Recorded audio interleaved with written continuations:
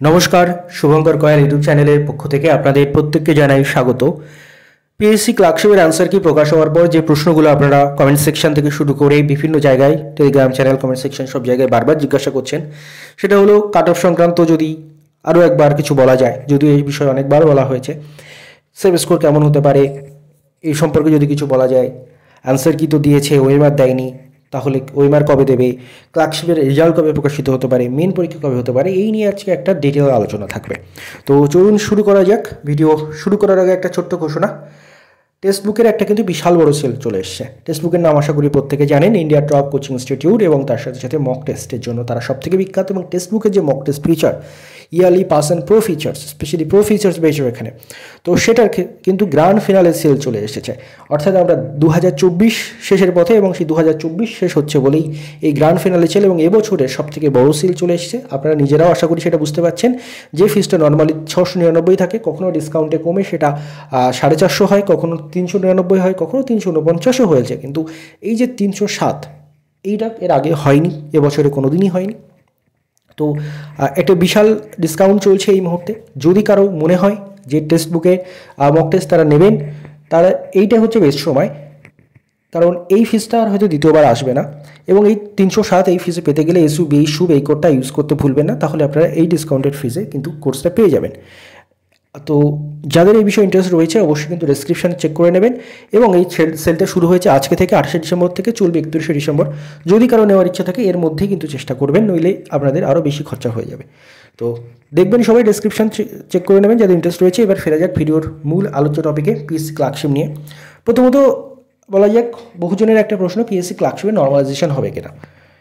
দেখুন, এই বিষয়ে একটাই কথা বলার, যে নর্মালাইজেশন হবে না, হবে না নর্মালাইজেশন। কেন হবে না আশা করি প্রত্যেকে জানেন। প্রথমত, নর্মালাইজেশন না হওয়ার একটা বড় কারণ হচ্ছে, পিএসসির যখন নোটিফিকেশান বার হয়েছিল সেখানে নর্মালাইজেশনের কোনো উল্লেখ ছিল না। সুপ্রিম কোর্টের একটা অর্ডার রিসেন্ট আপনারা আশা করি জানেন, যে কোনো এক্সাম প্রসেস শুরু হয়ে গেলে এক্সামের মধ্যবর্তী সময়ে তার কোনো রুলস পরিবর্তন করা যায় না। তো সেই দিক দিয়ে নর্মালাইজেশন হওয়ার কোনো সম্ভাবনা নেই। দ্বিতীয়ত, নর্মালাইজেশন কখনো ফুলপ্রুফ ব্যাপার নয়। আপনারা জানেন রিসেন্ট বিহারে কিন্তু নর্মালাইজেশনের এগেনস্টে আন্দোলন হচ্ছে, এমনকি এসএসসির এক্সামগুলোতে, স্টাফ সিলেকশন কমিশন, সিজিএল এটসেট্রাগুলোতেও কিন্তু নর্মালাইজেশনের বিপক্ষে আন্দোলন হচ্ছে। এর কারণ কি? বিশেষ করে বিহারের যে আন্দোলনটা হচ্ছে তার কারণ, তাদের কথা অনুযায়ী, যে নর্মালাইজেশন আদতে যারা টাকা দিচ্ছে তাদের নাম্বার বাড়িয়ে দেওয়ার একটা পন্থা, যারা টাকা দিচ্ছে না তাদের নাম্বার কমিয়ে দেওয়ার একটা পন্থা। যদিও এটা নিয়ে অনেক বিতর্ক রয়েছে, আমি সেটা যাচ্ছি না। বাট হ্যাঁ, নর্মালাইজেশন কখনোই ফুলপ্রুফ ব্যাপার নয়, এবং সেখানে দুর্নীতির অনেক চান্স রয়েছে। কী হওয়া উচিত ছিল? সিঙ্গেল শিফটে পরীক্ষা হওয়া উচিত ছিল, তাহলে 4টে শিফটে কারোর সঙ্গে কোনো বঞ্চনা হতো না। কিন্তু সেটা হয়নি কেন? তার কারণ হচ্ছে আমরা সচেষ্ট ছিলাম না।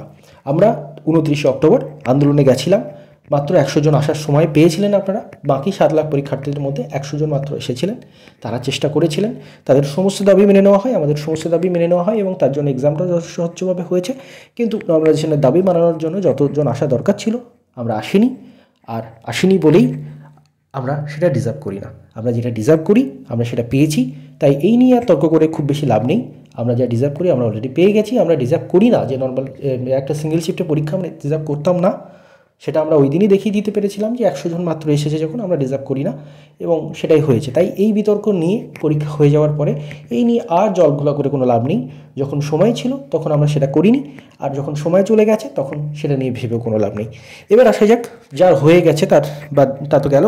এবার যে ক্লার্কশিপের যে অ্যান্সার কি রিসেন্ট পিএসসি পাবলিশ করেছে, তো এই যে অ্যান্সার কির ওএমআর দেয়নি। প্রথমত আপনারা জানেন পরীক্ষার সময় আপনাদের কোশ্চেন পেপারও দেওয়া হয়নি, এবং বলা হয়েছিল ওএমআর স্ক্যান কপি দেওয়া হবে, সেটাও দেওয়া হয়নি। তাহলে অ্যান্সার কি মেলাবেন কী করে? মেলানোর এখন আর কোনো পন্থা খুব একটা নেই, যদি না আপনার মাথার মধ্যে থাকে যে কোনগুলো অ্যাটেম্প করেছিলেন, করেনি। এটা সম্ভব নয় আর। তো ওএমআর যবে দেবে তবেই সম্ভব। এবং ওএমআরটা কবে দেবে? আপনারা জানেন বিভিন্ন ডেপুটেশনে পিএসসি যেটা জানিয়েছে, এপ্রিলের কাছাকাছি তারা স্ক্যান ওএমআরটা আপলোড করার চেষ্টা করবে, এবং ততদিন পর্যন্ত আমাদের ওয়েট করা ছাড়া আর কোনো উপায় নেই। কারণ পিএসসি বারবার রিকোয়েস্ট করা হয়েছিল এই বিষয়ে, এবং পিএসসি যেটা জানিয়েছে যে এতগুলো ওএমআর স্ক্যান করে প্রত্যেকের রোল নাম্বার অনুযায়ী আপলোড করতে একটা বিস্তর সময় লাগবে। তো সেই সময়টা ওদের দিতে হবে, এবং সেই দাবিটাও যদি আমরা সেটা যদি ত্বরান্বিত করতে হতো, তাতেও যে স্টুডেন্ট গিয়ে সেখানে আন্দোলন বা যা করো সেটা করতে হতো, সেটাও আমাদের পক্ষে সম্ভব নয়। তো যার ফলে আমাদের ওয়েট করতে হবে। এপ্রিল মাসের কাছাকাছি কিন্তু এই আনসার কি এই আনসার কি বলছি সরি, ওএমআর কপিটা দিয়ে দেবে, প্রত্যেকে স্ক্যান কপিটা দিয়ে দেবে। এবার রেজাল্ট কবে আসতে পারে দেখুন, যেটা মনে হচ্ছে স্ক্যান কপি দেওয়ার সময় রেজাল্ট দিয়েও দিতে পারে, কারণ ওএমআর স্ক্যান করা হয়েই গেল মানে রেজাল্ট বানাতে তো আর খুব বিশাল ব্যাপার স্যাপার কিছু বাকি থাকে না। তো মনে হয় এপ্রিল মের কাছাকাছি আমাদের ওএমআর কপির সাথে সাথে রেজাল্টও আশা করতে পারি আমরা। বাট সেটা দেবে কি না, মানে এপ্রিলে ওএমআর দিয়ে মেতেও রেজাল্ট দিতে পারে, বা দুটো একসঙ্গে ওএমআর এবং রেজাল্ট দুটো একসঙ্গেও দিতে পারে, সেটা সময় বলবে। বাট হ্যাঁ, ওই এপ্রিল মের কাছাকাছি গিয়েই কিন্তু আমাদের বিশেষ করে পিএসসির তরফ থেকে ওএমআরের ব্যাপারটা যেটা বলা হয়েছে, এপ্রিলের কাছাকাছি গিয়েই কিন্তু আমাদের এই রেজাল্ট বলুন বা স্ক্যান ওএমআর বলুন, এইগুলো আস্তে আস্তে আমরা দেখতে পাবো। মেন পরীক্ষা কবে হতে পারে আপনাদের প্রশ্ন। মেন পরীক্ষা দেখুন, এপ্রিল মেতে যদি আমাদের রেজাল্ট আসে, তাহলে বিশেষ করে রেজাল্টের সঙ্গে মেন পরীক্ষার গ্যাপটা সাধারণত সব থেকে ন্যূনতম হলেও 2 মাস থাকে। তো যদি আমাদের এপ্রিলে রেজাল্ট আসে, তাহলে কিন্তু আমাদের জুন মাসের আগে আমাদের মেন হওয়ার সম্ভাবনা কম, আর যদি মেতে রেজাল্ট আসে তাহলে জুলাই মাসের আগে মেন হওয়ার সম্ভাবনা কম। হ্যাঁ, পরে হতে পারে। পিএসসি কিন্তু মানে অনেক সময় প্রিলিমস রেজাল্টের পরে বেশ একটা গ্যাপ দিয়েও কিন্তু অনেক সময় মেন এক্সাম নেয়, সেটা সময় বলবে। বাট হ্যাঁ, আপনাদের একটা যদি টাইম লাইন দিতে হয় যে আপনারা জুন জুলাই ভেবে এখন থেকে মেন্সের জন্য ভালো করে প্রিপারেশন নিন। বোঝা গেল। এবার আসা যাক আমাদের, আপনারা যেটা জিজ্ঞাসা করছেন ক্লার্কশিপের কাট অফ এবং এসএমএস নিয়ে অনেকবার আলোচনা হয়েছে এবং অনেকবারই বলেছি যে এটা কারো পক্ষেই বলা সম্ভব নয়। আপনারা বিভিন্ন ডেটা দিয়েছিলেন, সেগুলোর উপরে ভিত্তি করেই আগে অ্যানালিসিস করেছিলাম। এবার এই অ্যান্সার কি দেওয়ার পরে আর কোনো পোল ক্রিয়েট করিনি, এই কারণেই করিনি কারণ তখন তাও মনে ছিল কে কোটা অ্যাটেম্প করেছে, এখন তাও ভুলে গেছে। মানে এখন যে ডেটাগুলো আসবে সেগুলো রিলায়েবিলিটি আরও কম, সেগুলোতে রিলাই করা সম্ভব নয়, তাই জন্যই পোল ক্রিয়েট করা হয়নি। তো আগের যে ডেটা রয়েছে সেগুলোর ভিত্তিতেই কিন্তু যেটা বলেছিলাম সেটা নিয়ে আবার একটা চর্চা করার চেষ্টা করছি। তবে আবারও আমি রিপিট করে দিচ্ছি যে আনসার কাট অফ কেউ জানে না, এমনকি পিএসসি কোনো আধিকারিক চেয়ারম্যান থেকে শুরু করে কেউ জানে না। কাট অফ রেজাল্ট তৈরি হওয়ার পরেই সেটা সবার কাছে আসবে। তো সেই জন্য কাট অফ নিয়ে অযথা বিশাল বিড়ম্বনার মধ্যে না পড়াই ভালো, এটাও যেমন ঠিক তেমনি হ্যাঁ, আপনারা অনেকে জিজ্ঞাসা করছেন যে একটা আইডিয়া পেলে ভালো হয়। দেখুন, প্রথমত আমরা দেখেছিলাম যে WBCS 2023-এর প্রিলিমসের কোশ্চেন টাফ হয়েছিল, এবং প্রিলিমসের কোশ্চেন টাফ হয়েছিল বলে তার প্রায় 50%-এর কাছাকাছি কাট অফ গেছিলো, 101 পয়েন্ট সামথিং কাট অফ গেছিলো। WBCS-এ কতজন ক্যান্ডিডেটকে কোয়ালিফাই করানো, কতগুলো ভ্যাকেন্সি ছিল? WBCS-এ ভ্যাকেন্সি সাধারণত থাকে 350-400-র কাছাকাছি, খুব বেশি হলে। তো সেখানে যদি কাট অফ 50% চলে আসে, অর্থাৎ 200-র মধ্যে পরীক্ষা হয়ে যদি 101-এ কাট অফ চলে আসে, তাহলে ক্লার্কশিপে যেখানে কোনো সময় শোনা গেছে 7,000, কোনো সময় শোনা গেছে 8,000, কোনো সময় শোনা গেছে 8,500 ভ্যাকেন্সি রয়েছে, সেখানে 50%-এর কম কাট অফ বা 50%-এর কাছাকাছি কাট অফ চলে আসাটা কোনো আশ্চর্যের বিষয় নয় বলেই মনে করি, কারণ ক্লার্কশিপের কোশ্চেনও টাফ হয়েছিল। হ্যাঁ, কিছু শিফটের আপনাদের কথা অনুযায়ী কিছু শিফটের কোশ্চেন একটু ইজিয়ার সাইডে ছিল, সেটা অস্বীকার করার জায়গা নেই। বাট হ্যাঁ, ইন ওভারঅল কোশ্চেনের লেভেলটা কিন্তু টাফ ছিল। তার মানে এটারও কিন্তু 50%-এর কাছাকাছি যদি চলেও আসে কাট অফ, আপনাদের মার্কস যদি 50%-এর কাছাকাছি থাকে, তাহলেও কিন্তু আপনারা মেনের জন্য প্রিপারেশনটা নিন, এটা বলার। এবার কাট অফ নিয়ে আগে যে ডিসকাশন হয়েছিল সেটা নিয়ে একটু ছোট্ট করে বলে দেওয়া যাক। আগে আমি অলরেডিগুলো ডিসকাস করেছি, যদি 7,000 ভ্যাকেন্সি থাকে তাহলে মিনিমাম 6,000 মিনিমাম 60,000 থেকে 65,000 জনকে প্রিলিমস পাস করাতে হবে। যদিও এই ভ্যাকেন্সিটা 7,000 থেকে আরও বেশি থাকার সম্ভাবনাটাই বেশি, তবুও আমি ফার্স্টে 7,000 নিয়ে ধরে নিই, তারপরে 8,000, তারপরে 8,500 নিয়েও বলবো।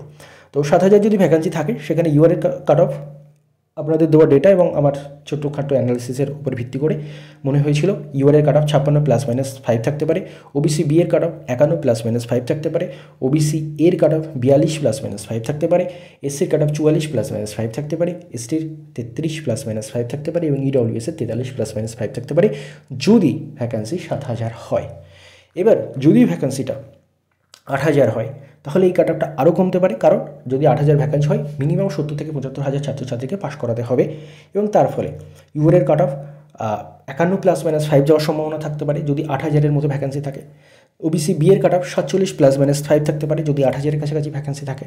ওবিসি এর কাট অফ 38 +-5 থাকতে পারে যদি 8,000-এর কাছাকাছি ভ্যাকেন্সি থাকে। এসসি 40 +-5 থাকতে পারে, এসটি 30 +-5 থাকতে পারে, ইডব্লিউএস 39 +-5 থাকতে পারে। কিন্তু লাস্ট 2রা ডিসেম্বরের ডেপুটেশনে একটা কথা উঠে এসেছিল পিএসসি চেয়ারম্যানের পিএসসি সেক্রেটারি স্যারের তরফ থেকে 8,500-এর মতো ভ্যাকেন্সি থাকতে পারে, এবং তারপরে অনেক জল্পনা হয়েছে নতুন নোটিফিকেশন আসায় ভ্যাকেন্সি কমে যাবে কিনা। পিএসসির তরফ থেকে বলা হয়েছে ভ্যাকেন্সি কমবে না, যদিও সেই কথায় আমি এখনও পর্যন্ত বিশ্বাস করি না, কমলেও করতে পারে, এবং এটা মানে ওনারা বলছেন কমবে না, তাই আমাদের এখনও পর্যন্ত সেটা ধরে এগোতে হবে। বাট জানুয়ারির 3rd উইকে আপনারা জানেন যে থার্ড উইকের মধ্যে তারা ভ্যাকেন্সিটা ওয়েবসাইটে আপলোড করে দেবে। তো যদি সেই মানে সেটার জন্য আমাদের ওয়েট করতে হবে, সেটা হলে আরও এক্স্যাক্টলি কিন্তু এগুলো বলা সম্ভব। বাট যদিও সেক্রেটারি স্যারের কথা অনুযায়ী ধরে নিই যে 8,500 ভ্যাকেন্সি রয়েছে, তাহলে প্রায় 80,000 জনকে প্রিলিমস পাস করাতে হবে। প্রিলিমসে উপস্থিতির হার 3,60,000 বেশি নয়, তার মধ্যে 80,000 যদি পাস করে যায় একটা বিশাল সংখ্যক স্টুডেন্ট প্রিলিমস পাস করবে। তার ফলে কাট অফ আরও কমতে পারে, এবং যদি 8,500 ভ্যাকেন্সি যদি থেকে থাকে, এবং মানে আমাদের থাকা উচিত বলে মনে করি, এবং যদি থেকে থাকে বা যদি সেই 8,500 ভ্যাকেন্সি পুরোপুরি করানো হয়, তাহলে কিন্তু ইয়ারের কাট অফটা আরও কমতে পারে বলে আমার পার্সোনালি মনে হচ্ছে। 49 ±5 গেলেও অবাক হবার কিছু নেই। যদি 8,500 কাছাকাছি ভ্যাকেন্সি থাকে, তাহলে ইউআরের কাট অফ যেতে পারে 49 ±5 according to my analysis. OBC B এর কাট অফ যেতে পারে 46 ±5, ওবিসি এর কাট অফ যেতে পারে 37 ±5, এসসির কাট অফ যেতে পারে 39 ±5, এসটির কাট অফ যেতে পারে 28 ±5, ইডব্লিউসির কাট অফ যেতে পারে 38 ±5। আবারও সেই একই কথা শেষবার বলছি, কাট অফ না আমি জানি, না পিএসসি জানে, না কেউ জানে বর্তমানে।